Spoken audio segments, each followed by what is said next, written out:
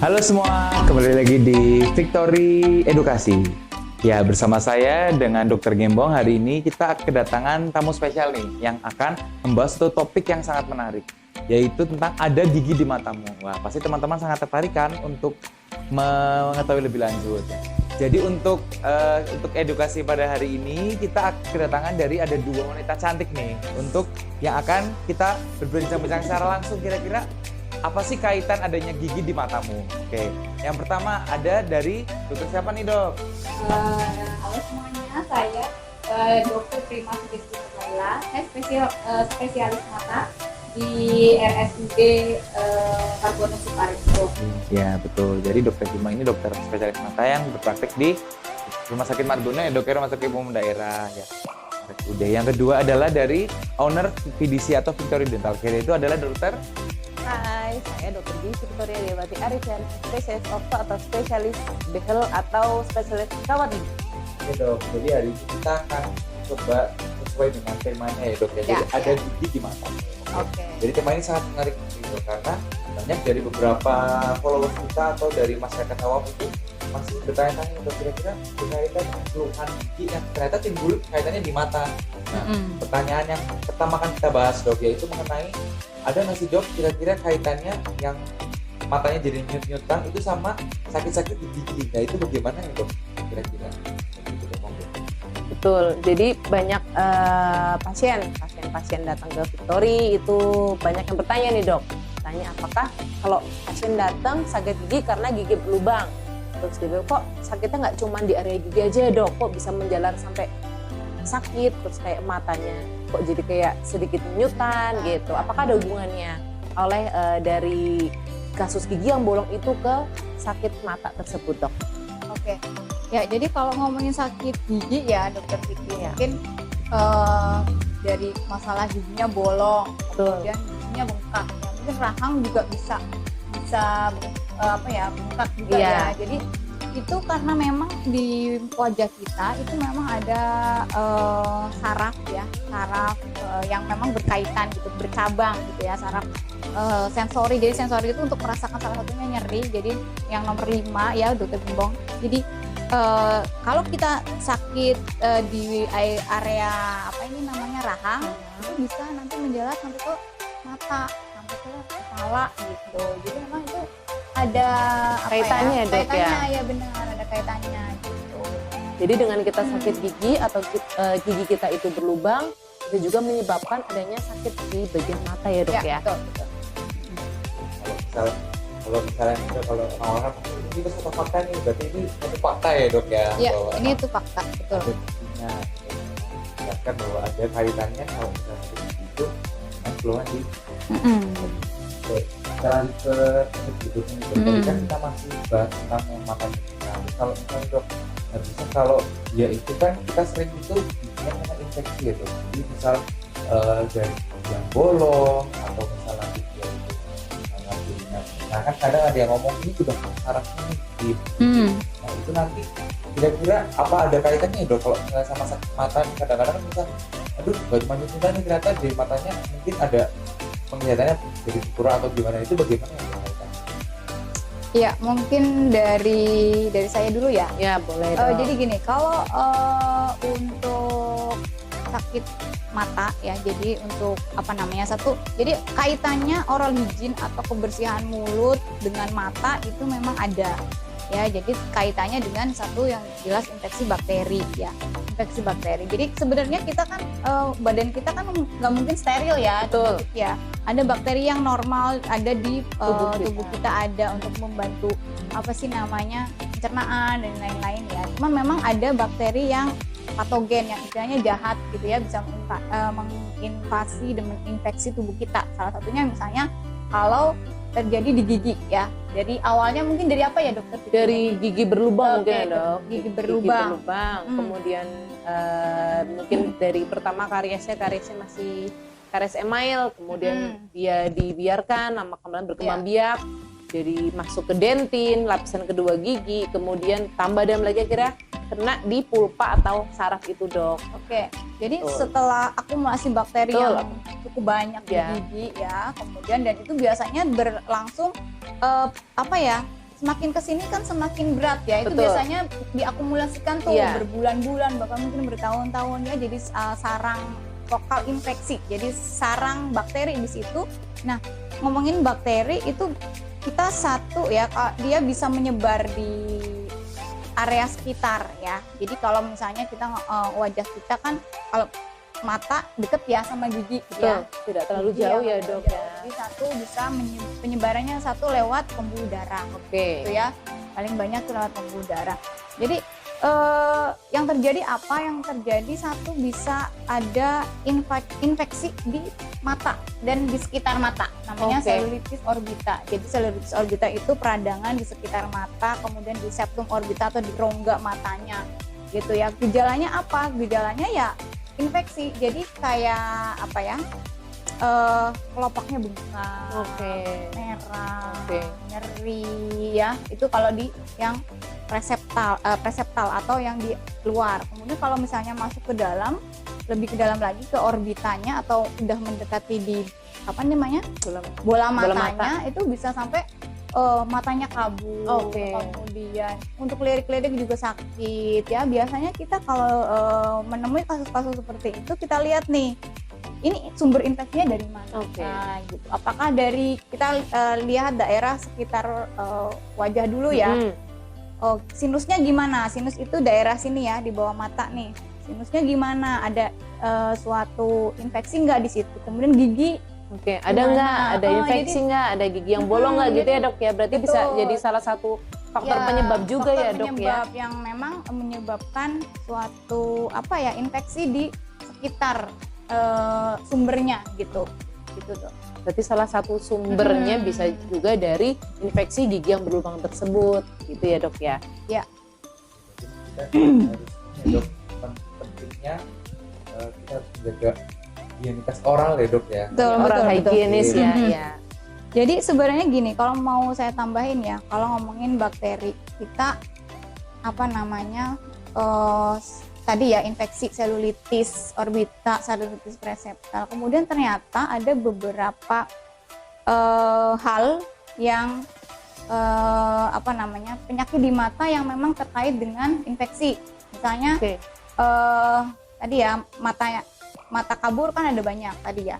Misalnya kerusakannya apakah di saraf matanya, kemudian di retinanya atau Oke. mata bagian belakang. Memang kalau ngomongin saraf mata berbeda sama saraf gigi nih, beda ya, beda jalur. Beda jalur. Cuman kalau misalnya ngomongin vokal infeksi yang tadi ya, bakteri yang ada di gigi itu ternyata juga mempengaruhi, bisa menyebabkan peradangan di bagian mata, misalnya di saraf matanya. Jadi namanya neuritis optik. Jadi Oke. peradangan di saraf mata. Jadi saraf mata itu nomor 2 tuh. Oke. Ya, jadi saraf, kita punya saraf itu dari Saraf 12, mata nomor 2. sarafnya nomor 2 itu meradangnya kenapa? Biasanya ya tadi ya dokter Vicky. Jadi dari apa? Vokal infeksi yang ada di Vokal gigi. infeksi, betul. Jadi gejalanya apa? Penglihatannya kabur udah pasti. Cuman kalau peradangan di saraf biasanya matanya nggak merah. Oke.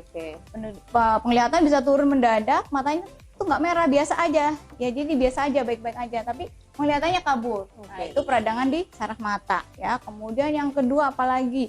Yang kedua saya baca ya, jadi kalau menurut CDC ya di Amerika, jadi kalau usia lebih dari 40 tahun itu akan 2,4%-nya itu mengalami kebutaan yang disebabkan oleh infeksi. Oke. Jadi kalau kita ngomongin kebutaan seluruh dunia ya, general, satu katarak, itu kan bukan infeksi ya. Betul. Yang kedua glaukoma, itu juga bukan infeksi. infeksi. Cuman memang untuk sekarang glaukoma itu ternyata ada salah satu faktor resiko yang kaitannya dengan tadi. Dengan infeksi di gigi Iya, ya dok jadi ya? oral gigi. Oral Ada. atau kebersihan mulut ya? Betul. Kemudian apa namanya? Tadi ya infeksi ya, tadi ya berarti selulitis, neuritis optik gitu ya. Kemudian kaitannya dengan oral hygiene tadi.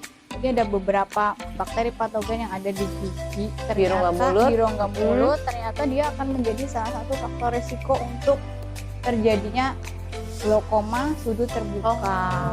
Walaupun memang gini ya, glaukoma itu mungkin dokter Gembong tahu ya, ada primary yang sudut terbuka ataupun sudut tertutup. Kita memang sejauh ini nggak tahu nih penyebab utamanya pastinya apa? apa gitu ya, mekanismenya seperti apa. Tapi kita pada beberapa faktor resiko yang ternyata setelah diteliti lebih lanjut secara imunologis gitu ya, ternyata ada namanya bakteri Lactococcus yang patogen di mulut, itu ternyata menyebabkan salah satu faktor resiko untuk terjadi glaukoma. Dia tuh bisa ternyata merusak sampai ke menginvasi sampai ke retina, sampai ke nervus opticus gitu. Jadi salah satu penyebab ya, faktor resiko. Ya, walaupun nggak selalu misalnya orang yang sakit gigi kemudian selalu glaukoma, enggak, hanya salah satu faktor resikonya aja ya. Gitu ya dok. Tadi glaukoma. Jadi walaupun saraf-sarafnya beda, tetapi tetap ada hubungannya ya dok ya, antara kebersihan mulut pasien yang harus dijaga dengan penyakit-penyakit nanti yang akan bisa terbentuk misalnya. Itu ya dok ya. Betul. Kalau misalnya ada iya, kalau benar. Kita benar orang kayak gini, kita jaga, itu kan saraf yang paling penting itu kan dari nervus opticusnya atau dua ya dok ya, bagian nomor 2 ya, mata sama yang tadi yang sensornya atau sentuhannya yang di nyutan itu ya dok ya. Jadi sebenarnya juga kita kalau misalnya udah nyutan atau mungkin tadi dokter Prima mengatakan ada gangguan di mata, mungkin sudah salah satu tanda bahwa sudah mulai ada komplikasi ya dok ya, atau iya betul. Makanya itu jadi suatu alarm nih teman-teman buat teman-teman. Nah kalau kamu udah mulai yang dibiarkan, nah itu harus diperiksakan.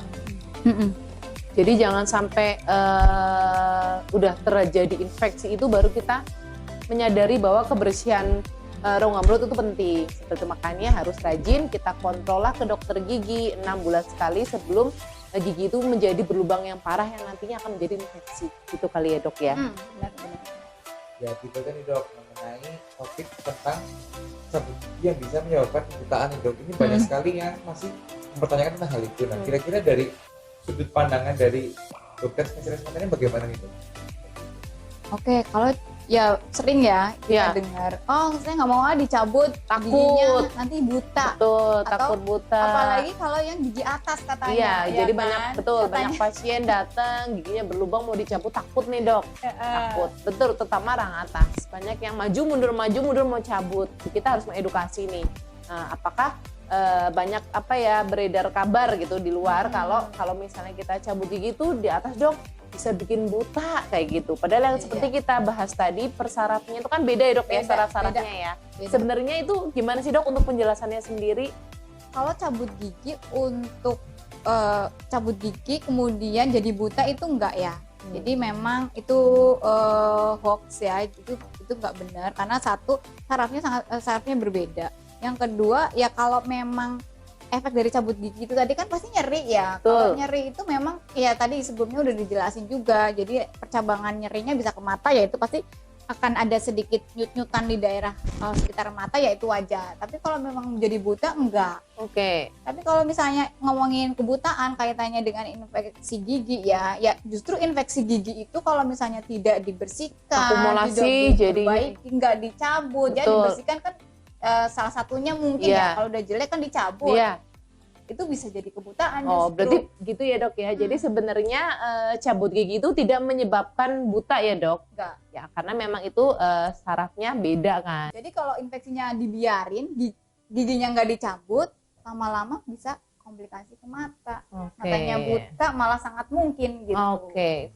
Gitu. Jadi info yang beredar itu hoax ya atau tidak benar? Berikutnya mengenai adanya kalau misalnya dikatakan dari inatnya itu kelainan refraksi ya dok ya. Jadi ada mata Nah kira-kira dari orang-orang dengan yang mempunyai suatu kelainan refraksi yang seperti itu, kira-kira boleh nggak sih dok mengalami atau dia itu dirawat ya kayak misalnya di perawatan kayak scaling atau ya itu kaitannya boleh dok dengan orang-orang kelainan yang ada refraksi? Ya, jadi kalau misalnya kita ngomongin kelainan refraksi, taunya apa ya? Kalau dari masyarakat awam kan minus ya atau miopia, rabun jauh. Kemudian plus atau rabun dekat atau hipermetropi ya. Ada dua. Kemudian silindris atau astigmat ya, 3 itu. Sebenarnya kalau untuk ngomongin kelainan refraksi itu kaitannya dengan satu ada namanya genetik, keturunan nih, orang tuanya berkacamata, biasanya anaknya berkacamata. Oh. Terus yang kedua anatomis. Misalnya kalau orang miop itu biasanya atau minus bola matanya lebih panjang. Oke. Ya kalau orang plus atau hipermeter bola matanya lebih pendek. Ya itu bawaan lahir. Itu ya. Kalau astigmat atau silindris, permukaan korneanya yang biasanya irreguler. Walaupun kita nggak bisa ngelihat dengan kasat mata ya, itu harus dengan alat gitu. Kemudian yang ketiga adalah faktor dari kebiasaan, near activity atau kebiasaan dekat yang terlalu lama. Saya anak-anak sekarang nih main gadget terus ya, betul. lebih dari 3 jam, dari 4 jam tanpa henti, ya itu nanti akan jadi otot mata itu untuk melihat deket kan kontraksi terus ya. Apalagi masih anak-anak kan bola matanya masih lunak. Iya. Jadi, sekarang banyak nih anak-anak yang datang ke poli mata ternyata sudah minus, misalnya orang tuanya padahal nggak pakai kacamata gitu. Jadi kalau berarti karena habit itu ya dok ya? Karena habit. Jadi kalau misalnya ada diperkirakan ya, jadi kalau misalnya anak-anak sekarang menggunakan gadget seperti itu polanya ya. Jadi itu tahun 2050 separuh penduduk dunia pakai kacamata. Pakai kacamata. Gitu loh. Jadi tadi ya kebiasaan. Nah, kalau kaitannya dengan perawatan orto itu sih tidak ada ya. Oke, perawatan orto atau perawatan gigi lainnya ya dok ya. Jadi nggak masalah ya dok ya. Oke. Gitu. Justru memang ya tadi ya sebelumnya kita bahas kesehatan gigi itu memang harus tetap benar-benar harus diperhatikan gitu. Mungkin dokter pikir mungkin lebih paham ya mengenai ortodonti itu sendiri atau perawatan gigi. Kalau perawatan ortodonti yang seperti kita ketahui itu kan perawatan behel ya atau kawat gigi. Di situ memang kita fungsinya untuk membuat seperti gigi menjadi rapi, mengembalikan fungsi senyum, mengalihkan fungsi kunyah juga. Jadi seperti yang dokter Prima katakan, sebenarnya dengan adanya pasien berkacamata atau minus ya dok, itu tidak masalah untuk dilakukan perawatan gigi apapun itu, baik perawatan behel atau bersihkan karang atau penambalan gigi seperti itu ya dok ya. Gak ada masalah. Gak ada masalah. Jadi aman-aman aja. Iya. Justru kita menjaga kesehatan gigi berarti menjaga kesehatan mata juga. Betul. Secara tidak langsung ya dok ya. Jadi tidak ada alasan lagi dok, kalau misalnya yaitu minusnya tinggi kan banyak ya dok ya, pasien minusnya tinggi atau plusnya tinggi atau aduh dok saya nggak mau dicabut atau saya nggak mau dibersih karangnya karena saya minusnya tinggi nih dok, jadi saya takut. Nah berarti itu tidak betul ya dok. Itu alasan aja. Alasan itu karena nggak mau takut. Ya sebenarnya takut ke dentisnya mungkin ya dok ya gitu. Padahal dentisnya sudah sangat ramah ya. Masih takut. Ya berarti sangat penting untuk menjaga dari higienitas oral itu ya dok ya. Itu utamanya itu ya dok. Betul. Jadi ternyata ada kaitannya ya dok ya, sesuai dengan topik kita kembali lagi, ada gigi di mata. Berarti emang ada kaitannya ya dok ya, dari antara organ-organ yang ada di mata, dari organ-organ struktur yang ada di mata dengan adanya keluhan gigi ya. Boleh dok. Oke, sekarang kita nih ke giginya dulu nih kepada dokter Victoria. Gimana dok kira-kira untuk menjaga kesehatan gigi yang nanti tidak akan merembet ke organ manapun? Oke, pertama itu yang sering kita dengar ya, kita harus periksa ke dokter gigi. Dokter gigi terdekat kalian minimal 6 bulan sekali. Walaupun tidak ada keluhan, tidak merasakan giginya sakit, itu harus diperiksakan. Kenapa? Gigi tidak akan merasakan sakit apabila karies atau bakteri tersebut yang menyebabkan bolong itu hanya masih pada lapisan pertama. Itu kita tidak terlalu merasa sakit. Nah, apabila kita udah merasa sakit gigi, biasanya bolong tersebut sudah hampir atau sudah menyentuh dari pulpa atau saraf gigi itu dong. Nah, makanya kita harus selalu mengecek kesehatan gigi itu 6 bulan sekali. Kemudian juga dari karang gigi juga harus dibersihkan nih. Dari karang gigi yang banyak itu nanti akan menyebabkan banyak penyakit juga seperti penyakit periodontal, giginya kelamaan juga kalau ditempeli karang terlalu lama, lama-kelamaan gusinya turun, kemudian gigi jadi bisa goyang. Itu juga bisa. Kemudian tadi gigi berlubang. Kemudian selain untuk kalian harus rajin ke dokter gigi selama 6 bulan sekali minimal ya, kita juga harus rajin menggosok gigi nih, yang seperti kita sudah ketahui minimal 2 kali sehari, yaitu pagi hari setelah makan dan malam hari sebelum tidur gitu. Jadi 2 kali itu. Pas misalnya nih ada pertanyaan, loh dok kalau mandi sikat gigi nggak nih gitu. Sikat gigi boleh, tetapi setelah makan kan otomatis banyak sisa makanan ya dok ya. Kalau habis kita sarapan, kita kan makan lagi kan banyak bakteri nempel lagi ya kita sikat lagi gitu. Jadi nggak apa-apa misalnya sikat gigi itu bisa lebih dari 2 kali, itu nggak apa-apa. Yang penting itu, yang paling penting setelah makan sarapan dan sebelum tidur, itu yang paling penting. Kemudian gimana dok, kalau dari kesehatan mata sendiri apa yang harus kita lakukan? Oh iya, kalau dari kesehatan mata sendiri udah pasti satu, cek fungsi penglihatan. Fungsi penglihatan itu yang disayangkan ya biasanya untuk kebiasaan anak-anak zaman sekarang yang main gadget, main game terus-terusan gitu ya. Memang kita tidak bisa memungkiri bahwa zaman sekarang nggak bisa kita bebas dari gadget, nggak mungkin ya. Semua serba gadget betul, sekarang ya dok. Semua serba gadget. Jadi kalau dari saya kebiasaannya nih, jadi kalau kita pakai gadget ya, jadi entah itu handphone, tablet, apalagi laptop, itu satu posisinya, posisi duduknya, jangan sambil tiduran, jangan ya posisi duduknya yang baik, yang ergonomis, ya. Kemudian jarak mata dan jarak device-nya, gadgetnya itu sendiri minimal 33 cm. Ya, jadi kita punya rules 20-20-20 atau 20-20-20. 20 inch atau jaraknya 33 cm minimal, kemudian selama 20 menit menatap.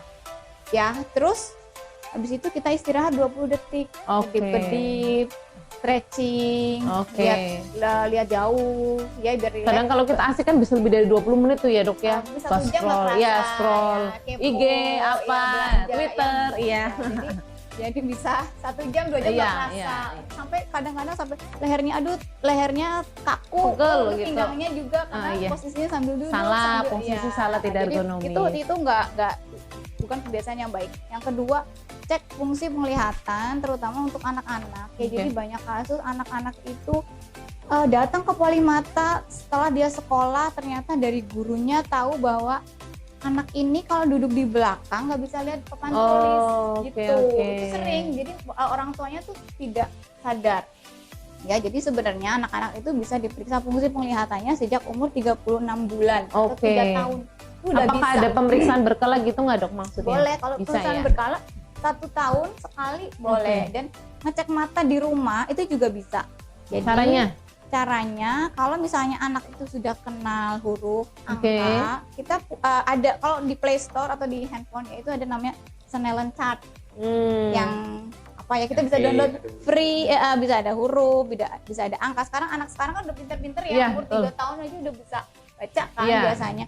Nah itu nanti ada di download aja, kemudian baca keterangannya, misalnya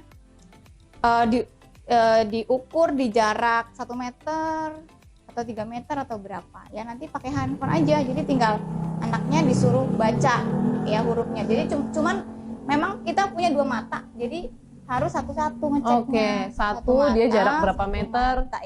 Jadi nanti ketahuan. Kadang-kadang 2 mata ternyata pas dicek udah dewasa, yang satunya ternyata fungsinya jelek, ternyata yang satunya masih bagus ya. Jadi dia selama ini menggunakan 1 mata. Jadi memang harus ngeceknya satu-satu. Paling itu dokter Kiki ya. Paling apalagi ya untuk makan dan makanan sehat bergizi aja, sayur, buah gitu, nggak melulu misalnya kalau kadang ada yang saya fast minum food gitu ya, sering kan zaman gitu. sekarang ya anak-anak ya. Sayur buah nggak doyan, nah itu sayur buah ya tetap dibanyakin gitu aja sih. Jadi sudah sangat banyak informasi yang kita dapat ya dari dokter Prima dan dokter Victoria mengenai tadi kaitannya terhadap keluhan-keluhan yang ada di gigi dengan keluhan yang timbul. Sudah, kalau bisa ada yang mau minta periksa mata, kira-kira kemana nih dokter Prima? Kalau saya cuma di RSUD Dr. Margono Soekario aja, Purwokerto. Jadi Rabu dan Sabtu poli saya gitu. Boleh. Bisa, yang mungkin nanti yang mau check up matanya bisa ke poli RSUD Dr. Margono Soekario ya, poli mata, betul. Rabu dan Sabtu ya dok ya dari pagi. Kalau ke dokter Victoria nih dok, ini bagaimana ya dok, bisa mau periksa giginya nih berkala itu setelah 6 bulan tuh kemana dok? Tentu saja ke Victory Dental Care. Pasti sahabat-sahabat Victory di sini sudah tahu ya, dan Mungkin setelah melihat tayangan ini ya, timbullah lagi kesadaran untuk rajin periksa 6 bulan sekali untuk datang ke Victory Dental Care. Terima kasih kepada Dokter Prima ya dok ya atas waktunya, Ya. dan juga Dokter Victoria untuk atas waktunya untuk menyempatkan. Sekian episode dari Victoria Indonesia pada hari ini. Sampai jumpa di episode yang lain. Dadah. Dah.